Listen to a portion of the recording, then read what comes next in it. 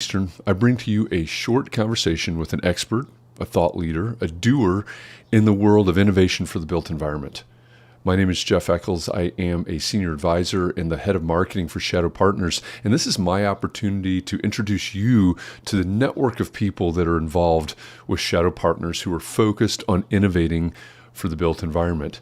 Today's conversation is another Encore presentation. This is my conversation with Michael Beckerman. He's the CEO at CREtech and CRE Climate. When I asked Michael the question that I ask all of our guests, what's one thing that's happening in your world that's not talked about enough? Michael said climate crisis. It's talked about a lot, but it's not talked about in terms of the biggest threat and the biggest opportunity in the world of commercial real estate. So I think you're going to find this conversation with Michael Beckerman, the CEO of CREtech, I think you're going to find it very interesting, maybe inspiring, certainly challenging. Enjoy, and I'll be back tomorrow with another Shadow Shorts. Welcome back to Shadow Shorts, where every weekday at noon Eastern, I bring to you a short conversation with an expert or a thought leader in the realm of innovation for the built environment. My name is Jeff Echols. I am a senior advisor and the head of marketing for Shadow Partners, and I am joined today by someone that I have really enjoyed getting to know, and we're going to have a conversation about a topic that, as I was thinking about this earlier, we haven't touched on this topic yet in Shadow Shorts. I'm really looking forward to today's conversation with the CEO of CREtech Climate, Michael Beckerman. Welcome. I'm glad you're here. Thanks for making time, because I know you've got something a little bit big coming up. You've been working on it as you do. So I'm glad you're here today. Hey, Jeff. Thanks so much. I'm a big fan of you and the entire team at Shadow, and I've attended your conferences as well. I'm always thrilled at the people that I meet and the things that I learn. So yeah, anytime I get to chat with you or KP or anybody else on the team, I always walk away having learned more than before the conversation. So I'll try and live up to that expectation on my end. But yeah, it's good to spend time with you, Jeff. No, I'm really glad that you're here. It's great partnering with you on a lot of things. So CREtech is coming up. We were just talking about before we went live. So September 19th, 20th is the big CREtech show, and then the 21st is CREtech Climate, right? Yeah, that's right, Jeff. So our conferences in the U.S. they're always based in New York. We do one a year, one in New York, one in London. It's our backyard. It's just this, it's a city that I love, that I think is, going through some transformation, clearly, like a lot of other cities, but it's one that I think the best days in terms of technology and adoption and innovation are ahead of it. So really excited to be back in New York at the Javits Center. It'll be a big show, a couple thousand people over 2 days, and then on the 21st, also in New York, the team and I decided, because we're so passionate and committed, like you and your team at Shadow, on the mission of decarbonizing the built environment, we decided to do a dedicated third day, which we've never done before, a half a day, just content. So that's on the 21st. It'll be a smaller event for us, a couple hundred people, but a really, really prestigious, terrific audience, and just incredible speakers as well. Yeah, that's great. I'm looking forward to that. And, when we were talking about this conversation and planning for this conversation, you mentioned climate. And so the 21st is CREtech Climate. And I forget exactly how you framed it, but it was something around the idea that the climate crisis is the biggest issue, but also the biggest opportunity facing real estate as we go forward. So can you unpack that for us a little bit?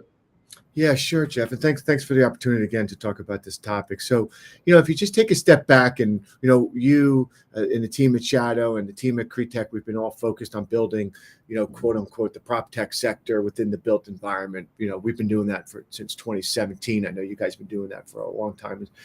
And that marketplace is, it's going through its natural maturity and evolution. Right. So things are definitely tight right now. Funding is hard to come by in a lot of cases. Adoption is still slow, but you know what? We're still in the second or third inning of that massive marketplace. So, things are definitely a little bit stressed right now in prop tech, but no doubt that it's a natural, healthy evolution of the sector.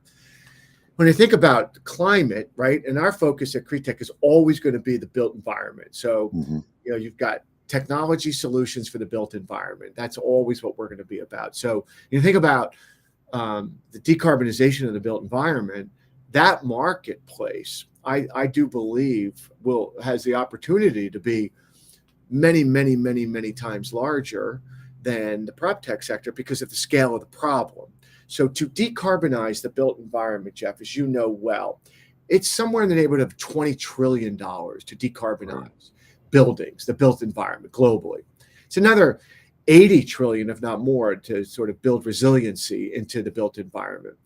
So when you think about the money that's got to be spent, why does it have to be spent? And what are the drivers that are going to force this industry to have to adopt these solutions? Well, you've got government regulation. We talked about it in New York. You've got local law 97 on the books, and it's happening across the country, whereas there's legislation that is focused on the built environment, which is 40% of all carbon emissions, the biggest source of greenhouse gas emissions coming from buildings. There's no escaping that government's going to play an increasingly active role. You were at our London conference. They are much further ahead in Europe than we are here in the States in terms of adoption of these technologies, climate tech and sustainability. So government is going to play a very active role in mandating decarbonization of buildings. Tenants and residents and occupiers, they want to select spaces that have clean air, technology that creates a healthy environment that is safe to work in, to live in. So increasingly, sustainability is on the top of checklist that companies are looking to determine, is that building sustainable, that we're going to relocate and move our employees to, and also on the residential side, increasingly higher in the priority of for residents in terms of where they're going to live. And then the third thing that's driving the fourth thing that's driving demand, or the third thing that's driving demand, it's just it's impossible. It's going to be impossible to get insurance. It's going to be impossible to get investment capital to build if you're not embracing sustainability in some of these climate tech solutions. And then the fourth is just the risk of building in certain cities and locations that are just getting ravaged by the climate crisis. So when you put that all together, you say, well, that is just extraordinary risk that the real estate industry is going to be facing. That drives demand, Jeff, as you know. Risk drives demand, but also reward drives demand. So when you think about it, you can absolutely prove now that an office building or a multifamily building that embraces sustainability can command higher rents, command a premium in the marketplace. There's this flight to quality in city after city and market after market where real estate companies are getting higher rents because they're embracing sustainability. So it's just a massive opportunity.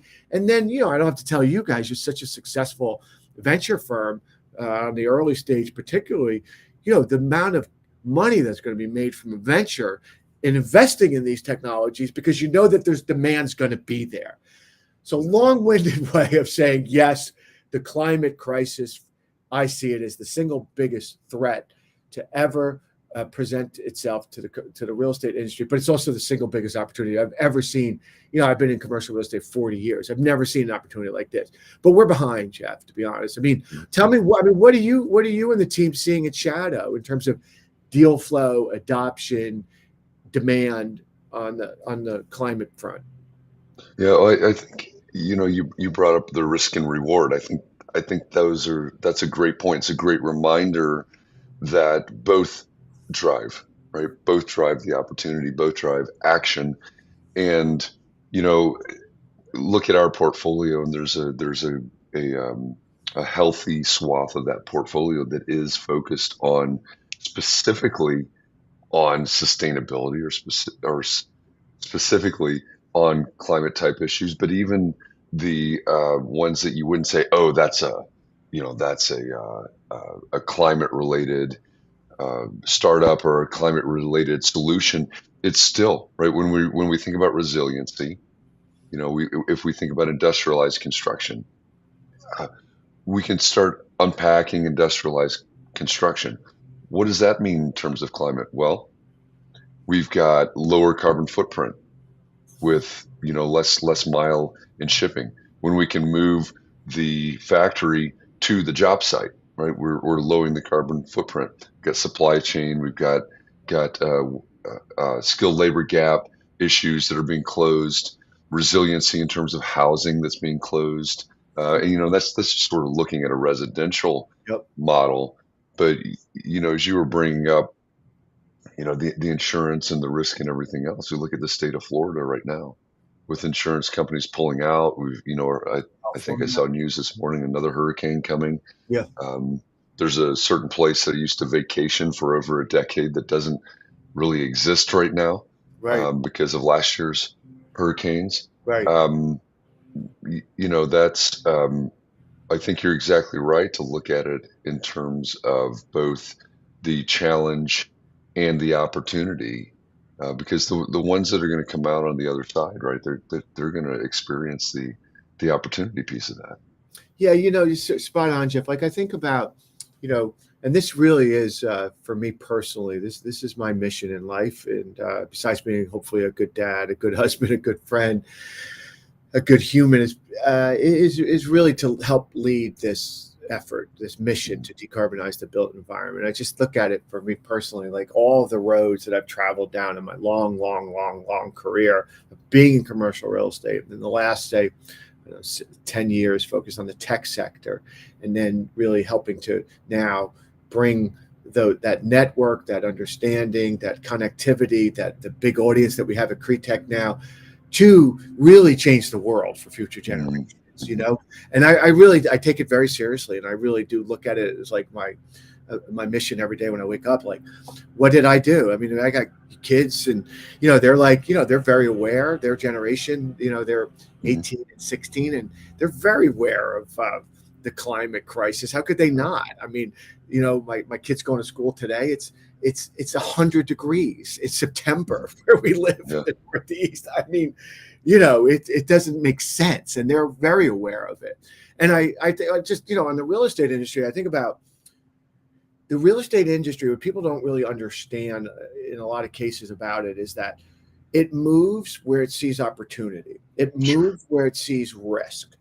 And a nice to have solution is not going to scale in the world's biggest asset class. It's got to deliver some kind of ROI. It's got to deliver some kind of value to that real estate company. And I just can't think of another category that does as much to have an impact on the real estate industry than climate tech. So for me, it's really the big one. Yeah. So you've got CREtech Climate coming up on the 21st, September 21st. So I know you've got a lot of speakers lined up for it, but what are some of the most popular or most intriguing, or what do you think are the most impactful topics that are going to be talked about?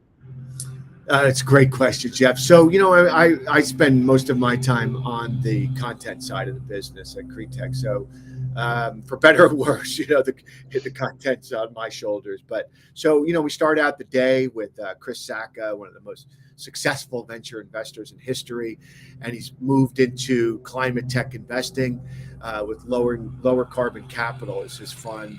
And he's been making some investments in the built environment. So I'll be interviewing Chris to kick it off. We've got a lot of speakers, though, from government. So we've got the leaders in the New York City marketplace, the chief climate czar.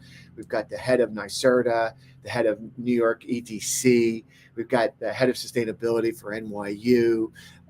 We've got Professor Joe Allen of Harvard, talking about healthy buildings. We've got a landlord panel featuring Tishman Speyer, featuring Prologis and others.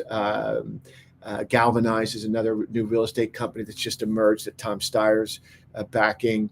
And then we've got a sort of a government, national government incentives financing panel led by Chris Creed from the Department of Energy. So it's really, the purpose is, Jeff, for the content on that event is to really show what's available in terms of capital, what educate the audience in terms of, what healthy buildings look like, and the dangers of unhealthy buildings on people's livelihood, and then to have some, examples of real estate companies that are putting the action, putting the climate tech invest dollars into action. So it's really sort of an amalgamation of a lot of different themes, but it's meant to be venture, government, and then the real estate sector, and then some from academia to really help just inform. Because the thing that I find on my climate journey, Jeff, is that what's really, really missing is education. And that's why, I'm such a big fan of Shadow, is because you all do such a good job on the education and the content front. I mean, I consume everything you guys put out, so it's really inspiring. Yeah, I appreciate that. Yeah. So, I think there is, especially when we get into topics like this, I think there is this, it's not necessarily a danger, but this reality that oftentimes we're speaking to the choir, Yes. and the people that aren't in the choir are on the outside, and maybe they don't understand why, or they don't understand how to get in. So you're obviously, you called it your climate journey, that you've been on for a long time, but you're really locked in right now, specifically because you got the big event coming up. So if I'm on the outside, if I'm not in the choir, um, I'm in commercial real estate somewhere, but I'm not in choir yet. What's the big takeaway? What's the big aha moment that I need to have, to make me think about it and move me over to the room and find my robe so I can join the choir? That's a great question, Jeff. Well phrased, man.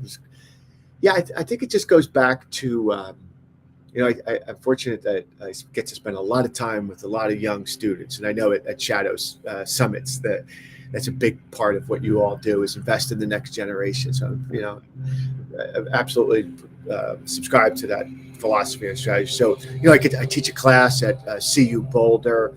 I've done some guest lectures with NYU and some of the other universities as well. And the young people get this, right? The younger generation gets that this is a place to make a long, successful, impactful career. When I tell like more of the mature people, older people, not as old as me, is that, it's not a moral argument that I'm going to make. And whether you believe in the science or not, I really don't care. That's your personal preference. Whether you believe in the politics of it, I really don't care. I'm not going to wade into that. Whether you think ESG has become political, hot potato, which it has, that's for other people to debate. I don't get involved in any of that crap. What I'll tell you, though, is if I was going to be thinking about my career and I had 5, 10, 15, 20, 25 years to build a career, there's no other place I'd rather be than right here. It hasn't started yet. When it does, it'll go fast. If you just look at some of the economic impacts about some of these battery plants that are being built in very red states, they're thriving. They're attracting jobs. So it's not a blue-red thing. It's just about the economy, man, and making money and being prosperous. And as Wayne Gretzky said, skate to where the puck is headed, not where it's at. The friggin' puck is heading towards climate in the built environment. It might take us a few years for it to really be as something as substantial as like what we're going to do on the 19th and the 20th at CREtech, but it's going to get there. I have zero doubt. When it does, it's going to go fast. And those that, plant the flags early will be the beneficiaries of it. The capital that comes in early, the people that are in the jobs that are, learning sustainability and climate, that are going to work in brokerage or construction or development or in brokerage, whatever, the investment sales or the leasing side, to just understand it is going to put you in a really powerful position to build the next big career path that I see in the industry. So, as you can tell, I'm pretty passionate about this, Jeff. You are, and that's important, right? We need people to be passionate about this. Michael, I'm really glad that we could have this conversation. I'm surprised it took us this long. Yeah, no, it's Not you and I, but overall in Shadow or Shadow Schwartz to not have a conversation about climate thus far. So I'm glad that we finally got to a conversation about climate. It's important, And I'm also glad this is another first. It's the first time we've had a baseball and a hockey reference in the same Shadow Short, and I think that's fantastic. I'm not even much of a sports fan, but I don't know where that came from. But yeah, That's thanks, good. Jeff. Again, thanks for all the support, for the CREtech support, just all that you all do for the industry to sort of raise the bar on content, thoughtfulness. I just can't say enough to the audience about all the great work that you and KP and the rest of the team. It's terrific. Yeah, I thank you for that. If you're listening to this or watching this right now, in the bottom left of your screen is the URL for CREtech, CREtech.com. You can find more information on all the shows, but specifically coming up the 19th, 20th, and 21st in New York, 19, 20, and 21st of September in New York. So check that out. Reach out to Michael. He's very accessible. Yes. And passionate, and he's somebody that you need to talk to, somebody that you need to know. And if you want to go, you get into the month of October and you want to talk more about sustainability, climate, etc., shadowsummit.com. It's coming up the October 24th through 26th in Atlanta. Yeah. So two great opportunities, CREtech and Shadow Summit, September, October. Both of the goal of both of these conferences, of both of these gatherings, is to set an agenda, is to have the conversations that change the industry. So CREtech.com, shadowsummit.com, check them both out. And we'll look forward to seeing you in New York and Atlanta. For the audience, I've been to their show. It's really great. It's one of the more thoughtful ones I've been to. I hope to make it back this year. So it's a really great one to attend. And Atlanta is a super freaking cool city. So that's always an added plus too. So thanks, Jeff. Really great, man. Appreciate it. Thank you, Michael. And to all of you out there, thanks for watching. Thanks for listening. We'll be back again tomorrow with another short conversation with an expert or thought leader in the realm of innovation for the built environment. So until then, have a great day, and we'll see you tomorrow.